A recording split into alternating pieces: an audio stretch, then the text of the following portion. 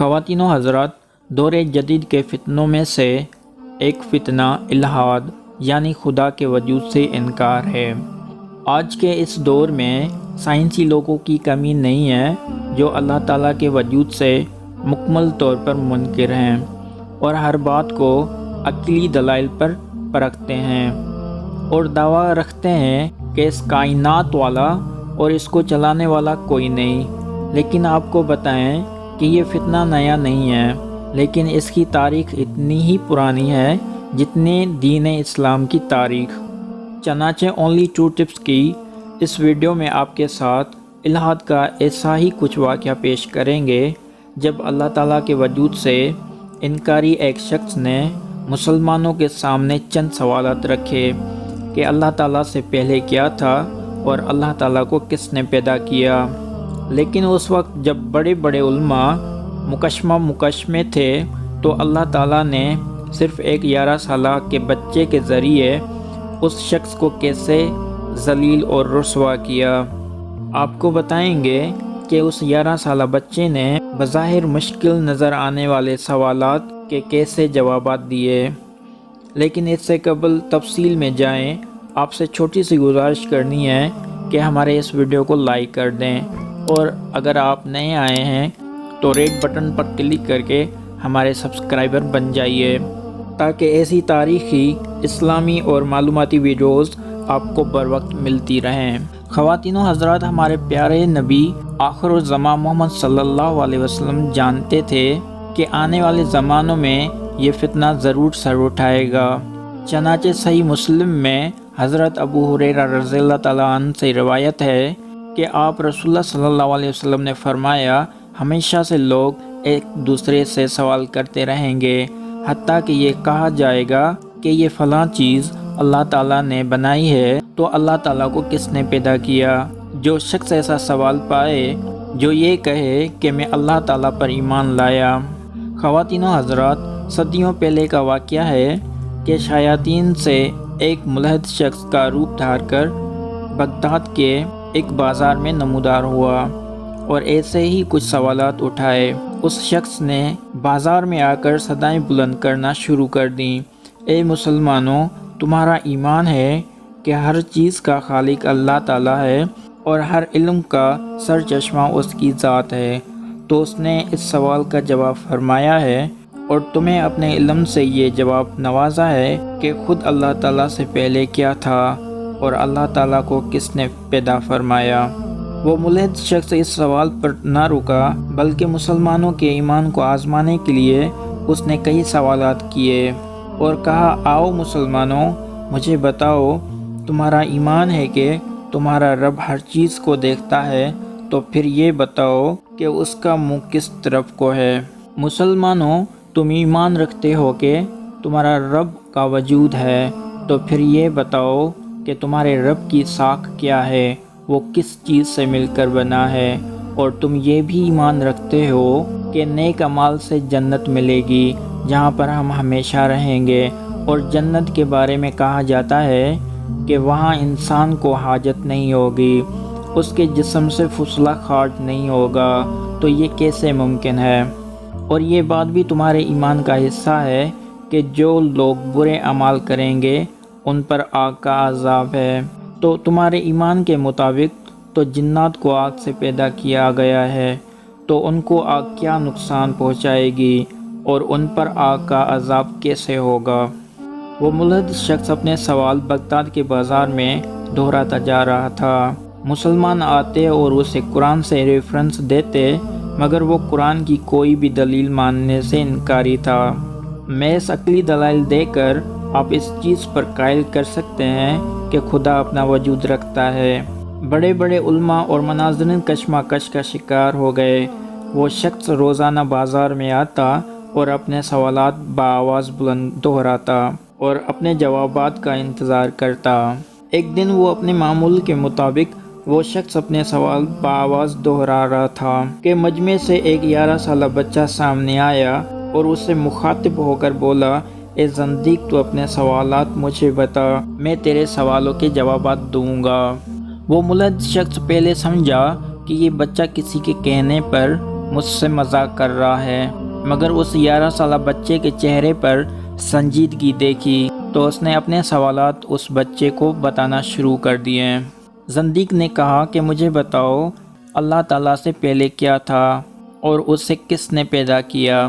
وہ بچہ بہت اطمینان سے مسکرایا اور پورے اطمینان سے کہا کہ میں اس سوال کا تمہیں جواب دیتا ہوں، مگر پہلے تم 10 سے الٹی گنتی گننا شروع کرو۔ اس زندیق نے 10 سے الٹا گننا شروع کیا اور 1 پر آ کر رک جاتا۔ اس بچے کے کہنے پر اس نے دوبارہ گنتی کی اور ہر بار وہ 1 پہ آ کر رک جاتا۔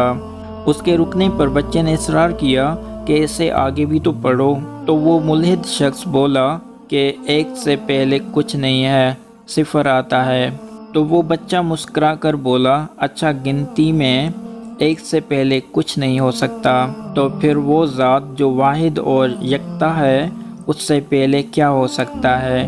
اس سے پہلے بھی کچھ نہیں تھا، 0 تھا۔ وہ ذات قدیم سے بھی قدیم تر ہے، وہی ابتدا ہے اور وہی انتہا ہے۔ اس 11 سالہ بچے کی لاجواب کر دینے والی منطق سے اجمے میں خوشی کی لہر دوڑ گئی۔ وہ ملحد شخص بھی لاجواب ہو گیا۔ اس بچے نے اسے اشارہ کیا کہ اب اپنا اگلا سوال دہراؤ۔ اس زندیق نے بچے سے کہا کہ تم لوگوں کا ایمان ہے کہ خدا تمہارے پورے اعمال دیکھتا ہے، تو پھر یہ بتاؤ اللہ کا منہ کس طرف کو ہے؟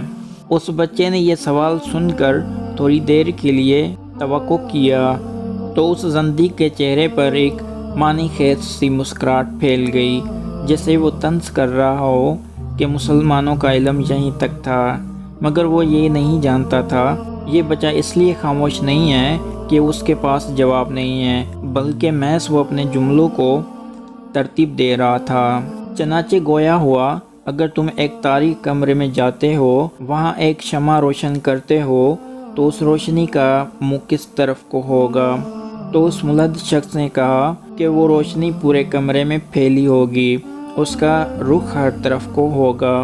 تو اس بچے نے کہا، یہ تو مصنوعی دنیاوی روشنی کا حال ہے کہ سب طرف کو پھیل جاتی ہے، تو اللہ جو آسمانوں اور زمینوں کا نور ہے، اس کے بارے میں کیا خیال ہے کہ اس کا منہ کس طرف کو ہوگا؟ کیا وہ ہر طرف کو نہیں دیکھ سکتا ہوگا؟ کیا وہ ہر طرف کو نہیں پھیلا ہوگا؟ اس بچے کی عقلی دلیل پر مجمع نے نعرہ تحسین بلند کیا اور پھر سب نے مل کر اس ملحد شخص کو اگلے سوال کے لیے پکارا۔ اس ملحد شخص نے کہا کہ اللہ وجود رکھتا ہے، تو پھر یہ بتاؤ اس کا وجود کی ساکھ کیا ہے؟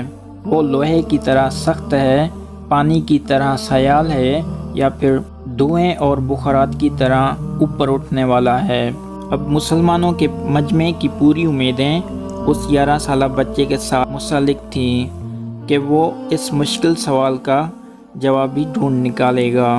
اس بچے نے اس ملحد شخص کو متعاقب ہو کر کہا کہ کیا آپ کبھی ایسے مریض کے پاس بیٹھے ہیں جو قریب المرگ ہو، یعنی اس پر حالات نازع طاری ہو؟ اس ملحد شخص نے جواب دیا، ہاں۔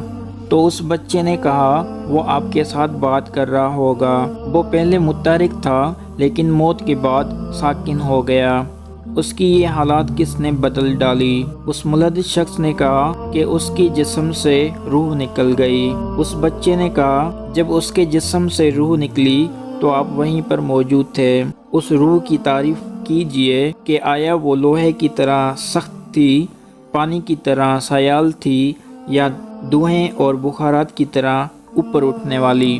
تو اس ملحد شخص نے کہا کہ یہ میں کیسے بتا سکتا ہوں اور اس روح کی تعریف کیسے کر سکتا ہوں؟ میں تو جسم سے اس روح کو نکلتے ہوئے دیکھ بھی نہیں سکتا۔ تو اس بچے نے کہا کہ تم جسم سے روح کو نکلتے ہوئے دیکھ نہیں سکتے کیونکہ وہ انتہائی مہین اور نفیس چیز ہے، تو پھر اس ذات کو کیسے دیکھ سکتے ہو جو روح کا خالق ہے؟ جب روح کو مانتے ہو بغیر دیکھے ہوئے، تو اس خالق کو کیوں نہیں مانتے؟ وہ ملحد شخص بچے کا جواب سن کر خاموش ہو گیا اور مرے ہوئے لہجے میں اپنا آخری سوال دہرایا کہ تم یہ یقین رکھتے ہو کہ اس دنیا میں نیک اعمال پر جنت ملے گی؟ جہاں مومن ہمیشہ کے لیے رہیں گے، مگر وہاں ان کو حاجات نہیں ہوگی۔ وہ جو کچھ کھائیں گے پئیں گے، مگر ان کے جسم سے فضلہ خارج نہیں ہوگا۔ تو یہ کیسے ممکن ہے؟ تو اس بچے نے کہا، ہم آپ اور سب تمام کے تمام مخلوق رحم مادر میں 9 مہینے تک رہتے ہیں، کھاتے ہیں، پیتے ہیں، لیکن بول و باراز نہیں کرتے۔ تو جنت جیسی پاک اور صاف جگہ پر ہم یہ سب کیسے کر سکتے ہیں؟ یہ عین حقیقت ہے، یہ عین ممکن ہے کہ جنت میں ہم جو مرضی ہو کھائیں گے پئیں گے، مگر ہمیں کوئی حاجات نہیں ہوگی۔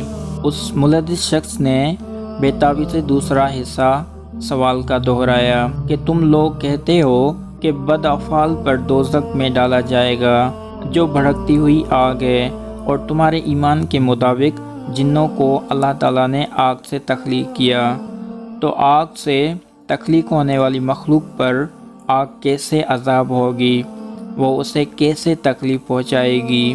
اس بچے نے کہا کہ اس سوال کے جواب کے لیے مجھے ایک فعل کرنا ہوگا، اگر آپ ناراض نہ ہوں۔